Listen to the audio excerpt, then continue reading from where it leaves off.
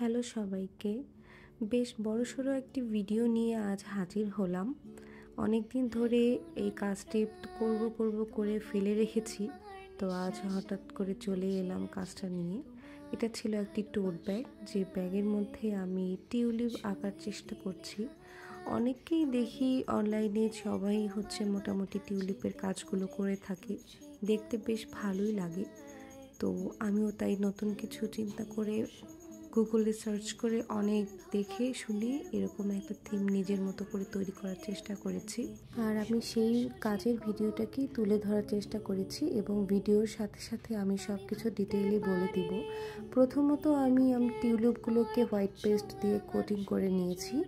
দেন আমি মনমার্টের acrylic colour signature যে কার্মিং পেস্টটা আছে পিঙ্ক কালারের, সেই রঙের সাথে আমি সাদা কালার অ্যাড করে এটাকে আমি একদম হালকা পিঙ্ক কালার নিয়ে এসেছি।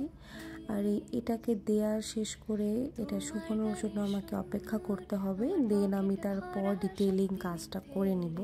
তো এইটা কাজ আমার অলরেডি শেষের দিকে। আমি প্রথমে ফুলগুলোকে সুন্দর করে এঁকে নিচ্ছি, যাতে এগুলো শুকানোর পর আমি ডিটেইলিংয়ের কাজগুলো করতে পারি। সবগুলো ফুলে আমি সেম রাখিনি, কিছু ফুলের একটু ডিফারেন্ট টাইপ রেখেছি। যেমন একটা ফুলে আমি মাঝখানে একটু হলুদ কালার দেওয়ার চেষ্টা করেছি, আর আমি এখানে হলুদটা মিডিয়াম ইয়েলো ব্যবহার করেছিলাম। যদিও আমার ভিডিওটি স্কিপ হয়ে গেছে, আমি রঙটি আর দেখাতে পারিনি। তো এই আমার ফুল, যেগুলো টিউলিপগুলো সুন্দর করে আঁকা অলমোস্ট শেষ হয়ে গেছে। আর একটা কথা বলে রাখি, আমি এই ব্যাগটি কোন একটা অনলাইন পেজ থেকে কিনেছিলাম আমার ঠিক মনে নেই এখন।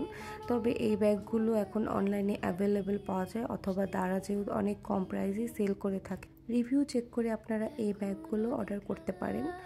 এখন আমার ফুলগুলো যেহেতু সব দেওয়া হয়ে গেছে, এর মাঝে আমি এখন একটু করে সামান্য হলুদ কালার দিয়ে নিলাম। এরপর আমি আমার টিউলিপের যে পাতা আছে, ডালগুলো আছে, এগুলোকে আমি পেইন্ট করে নিব।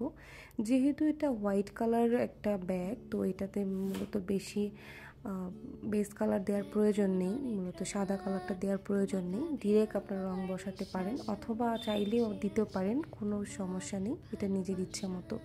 আমি এখানে 3 ধরনের রং ব্যবহার করেছি ডাল ও পাতার কাজের জন্য।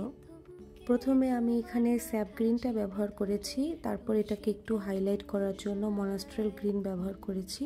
এর সাথে সাথে আমি কিছুটা পাঠালো গ্রিনটাও ব্যবহার করেছি, যাতে পাতাগুলোকে একটু হাইলাইট করা যায়।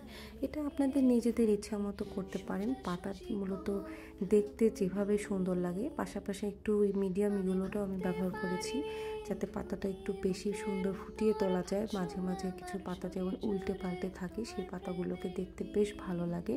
এছাড়াও আপনারা স্যাপ গ্রিনের সাথে একটু করে সাদা কালার মিক্স করলে হালকা একটা অন্যরকমের একটা পাতার কালার হয়ে থাকে। তবে আমার কাছে কেন জানি না পিঙ্ক কালার টিউলিপটা বেশি ভালো লাগে, তবে ইদানিং খুব হলুদটাও ভালো লাগছে। যদি হলুদ কালারের টিউলিপ পেইন্টিংয়ের ভিডিও দেখতে চান তো অবশ্যই আমাকে কমেন্ট করে জানাবেন, তাহলে আমি চেষ্টা করব আপনাদের সাথে সেই ভিডিও তৈরি করে তুলে ধরার জন্য।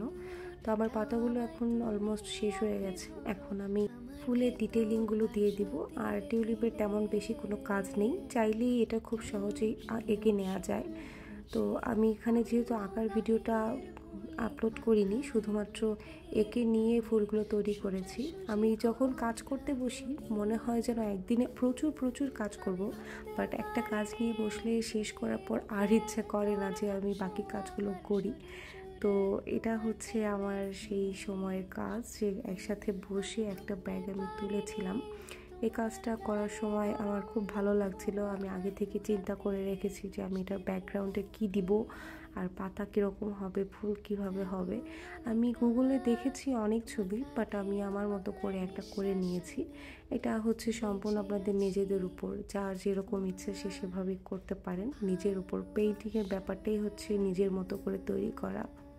এই আমার আরেকটা টিউলিপ, যে টিউলিপে আমি মাঝখানে একটু সাদা কালার দিয়ে এটাকে হাইলাইট করে দিব। আর সাইডের পাপড়িগুলোকে আমি ডিটেইলিং করে দিচ্ছি, সোয়াপ আপ করে দিচ্ছি। আর মাঝখানে যে রেণুগুলো, সেটা আমি মিডিয়াম ইয়েলো ইউজ করে এখানে ফোঁটা ফোঁটা করে আমি ডিটেইলিং করে দিচ্ছি, যাতে দেখলে বেশ সুন্দর মনে হয়।